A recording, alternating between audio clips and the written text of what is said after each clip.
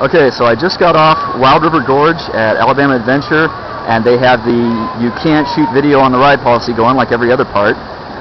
That's kind of a bummer, but you know, the park's rules are rules, and we got to be nice and abide by them. So this is the off-ride footage, and this is as close as it's going to get. Pretty decent ride overall, although I got to say, I just got misted a little bit in the tunnel. Didn't really get that wet, and I was kind of hoping to get more wet.